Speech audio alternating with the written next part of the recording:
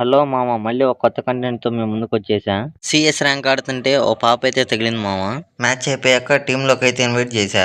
నువ్వు తెలుగు హిందీ అని అడిగితే హిందీ అని చెప్పింది మామ. ఇంగ్లీష్ అర్థమైద్దా అని మెసేజ్ పెట్టాను మామ. అబ్బాయి క్యారెక్టర్ అయితే పెట్టేసింది. వాళ్ళ ఫ్రెండ్స్ కూడా పిలిచింది మామ. ఏం మాట్లాడతారు విందాము. बोलो कि चलेगा। मैं कस्टम में थोड़ा सा बिजी हूँ, ठीक है, बाद में बात करेंगे। सॉरी, बाद में खेलेंगे। ओके, कस्टम कर रहा हूँ ना दोस्तों के साथ, अभी तो लग जाएंगे टाइम, उसके बाद आ जाऊंगा, ठीक है। వీళ్ళేం మాట్లాడారో నాకు ఒక్క ముక్క కూడా అర్థం కాలేదు మామ.